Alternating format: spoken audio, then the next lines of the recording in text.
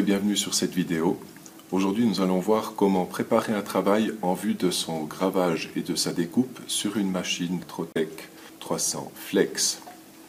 Nous allons partir depuis Autodesk Inventor, là où la pièce sera créée.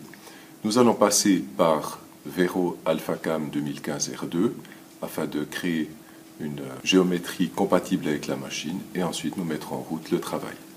Au préalable, nous avons mis en route la machine et nous l'avons réglée selon la première vidéo qui se trouve dans la playlist Trotec.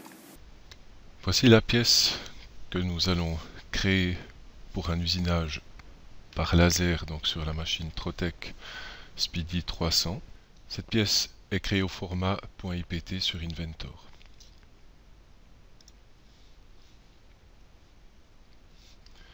Je vais la récupérer sur AlphaCam 2015 R2.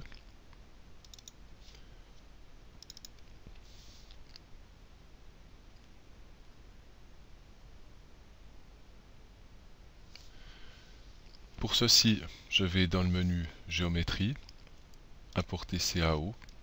Je choisis le format Inventor, là il y en a deux, je prends le deuxième, c'est celui qui marche pour les solides. Et dans mon dossier comme dire, j'ai préalablement créé ici un fichier étoile de 31.ipt. La pièce arrive sous cette forme. Au niveau de l'affichage, on peut passer en mode rendu pour la voir en plein. On peut également voir sous 3D des informations. Par exemple ici on a un diamètre 5 mm qu'on va réaliser au final en 5H7, donc par finition. Le haut de la pièce est à Z3, le bas est à Z0. Donc je vais commencer par déplacer cette pièce. Sachez que si jamais elle n'est pas orientée correctement, vous pouvez l'aligner. Vous pouvez également faire une rotation de pièce 3D ou alors dans Géométrie Édition, une rotation tout à fait simple et standard. Ces trois commandes sont relativement intuitives. Je m'en vais déplacer ma pièce de 0, 0, 0 à 0, 0, moins 3. À partir de ce moment, je viens dans 3D. Ici, dans l'extraction de modèles solides, je vais choisir contour et perçage. Et automatiquement, donc, ces géométries sont créées, elles sont sorties. Je peux cacher le modèle solide, je peux également, dans l'affichage, ôter le rendu. Et à partir de là, donc, ma pièce est en géométrie avec un dessus et un dessous. Le but pour moi, ce sera de travailler avec une seule épaisseur. Donc je vais faire un tout petit tour de passe-passe avec un fichier DXF. Autrement dit, je m'en vais maintenant exporter cette pièce en DXF. Je prends les couches visibles.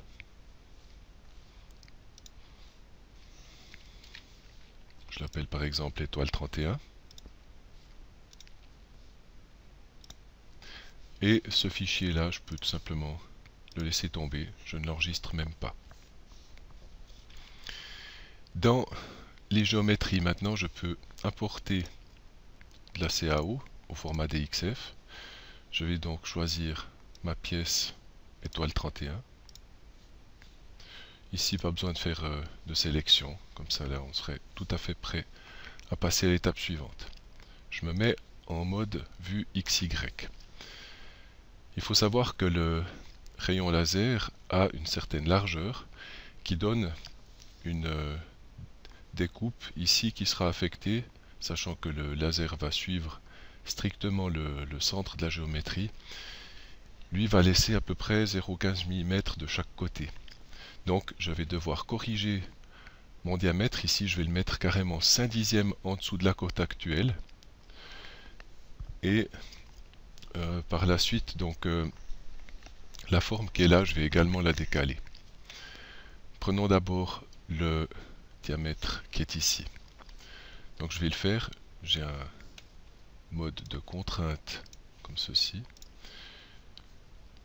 Je suis à l'heure actuelle sur un rayon de 2,5. Sachant que j'ai 2,5, j'enlève 0,3 pour le tout, que ce soit le rayon et la surépaisseur que je vais laisser, donc je peux le descendre Ici, on va le mettre à 2,2. Donc, je suis là sur un diamètre de 4,4. 4,4 plus 0,3 me donneront 4,7. Et il me reste donc 3 dixièmes que je peux rattraper ensuite à la lésoire quand je viendrai finir ma pièce. Pour l'extérieur ici, je viens sous géométrie, édition. Je viens avec un décalage offset d'une valeur de 0,15 mm. Je prends la géométrie complète et je m'en vais agrandir ma pièce comme ceci, de 0,15. Je supprime, j'aurais pu le faire dans la fonction, hein. Je supprime maintenant la géométrie initiale et ça c'est la forme que je vais tout simplement découper. Je m'en vais rajouter un tout petit morceau de texte, juste une lettre pour vous montrer aussi. Je la mets directement en géométrie, 5 mm. Je la mets par exemple là. Allez, un petit A, c'est un repère pour ma pièce. J'en vais la déplacer légèrement histoire de faire quelque chose de correct. Et je peux également hachurer ceci. Je mets un espace de 8 centièmes à l'intérieur de ma lettre. Maintenant, pour ce qui est de la préparation à la découpe, tout ce qui est sur la couche géométrie, à savoir maintenant à peu près toutes les géométries de ma pièce, tout ça, ça va être gravé. Donc ça par contre, je dois le passer en cotation. Pour ça, j'ai une fonction changer et je vais passer d'anciennes couches en cotation. Ça donnera l'information à la machine Trotec qu'elle doit découper le contour qui est là. La pièce telle qu'elle est prête maintenant à être enregistrée et reprise pour son usinage sur la machine. Je me trouve actuellement sur le PC qui est en communication avec la machine pour la découpe et le gravage. J'ai ouvert la pièce étoile 31. On peut noter que les couleurs ne sont pas tout à fait les mêmes, c'est-à-dire que la géométrie arrive en blanc et la cotation arrive en rouge. Ça, c'est des réglages tout simplement propres à AlphaCam, donc sur ce poste en particulier. Le rouge convient pour la découpe et le blanc va convenir ici pour le gravage. Je vais ensuite contrôler que je sois en vue XY et lancer l'impression avec CTRL P. Je décoche tracer les axes, je spécifie que l'échelle soit bien à 1 et dans les propriétés avancées, je vais choisir plexiglas et plexi 3 mm avec les puissances et vitesses qui sont associées à ces valeurs ici. Une fois que tout est prêt, je valide par OK. Je suis maintenant sur le logiciel Trotec Job Control qui s'est ouvert. Je m'en vais établir la connexion avec la machine.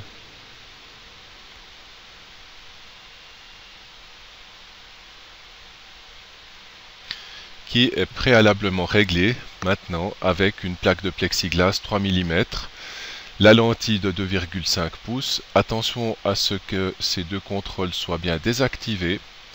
Cette cote correspond au réglage avec l'outil adéquat pour venir toucher la plaque et obtenir la bonne distance de focalisation. Et je contrôle également que le nid d'abeille de découpe soit présent ici sur l'écran de simulation. Si tel n'est pas le cas, je peux me rendre ici sous Programmation Options et dans l'onglet Matériel, Accessoires, je dois trouver la table de découpe qui est cochée avec la valeur de 34 mm. À partir de ce moment, je prends le job ici et je peux déjà le déplacer et le visionner. On peut se rendre compte que les axes X et Y sont dans des positions un peu aléatoires. Ma plaque est bien ici cotée sur le bord du nid d'abeille de découpe. Je vais donc pouvoir me mettre grosso modo à 3 mm. Là, je vais y aller même exactement. Bouger le laser et donc déplacer le pointeur, ce qui fait bouger la tête de découpe de la machine à distance. Je viens ensuite prendre mon travail ici et le coller comme ceci, directement. À partir de ce stade, je vais pouvoir démarrer le travail ici avec la touche Play.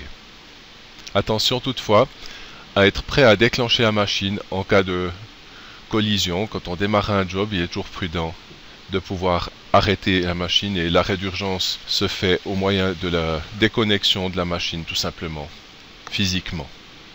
La découpe va commencer avec ici le gravage de la pièce.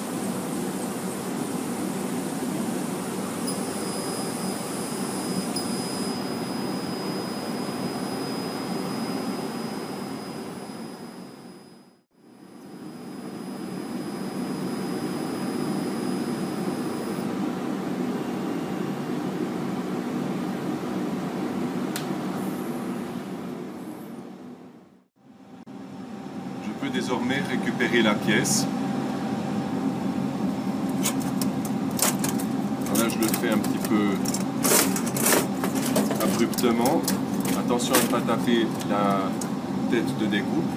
Et voici la pièce découpée intérieur et extérieur avec la petite lettre A qui a été gravée dessus. L'usinage étant terminé, je peux ensuite redescendre mon axe vertical quelque peu. Je nettoie le nid d'abeille, c'est-à-dire que je vais le démonter, enlever les éventuelles chutes qui auraient passé à travers, le remonter. Ensuite, je peux fermer le capot de sécurité et déclencher la machine avec le bouton qui se trouve derrière à gauche. Nous voici à la fin de cette vidéo. J'espère qu'elle vous sera utile pour découper beaucoup d'autres pièces ici sur la machine Trotec Speedy 300 Flex. A bientôt sur damien.gros.formateur.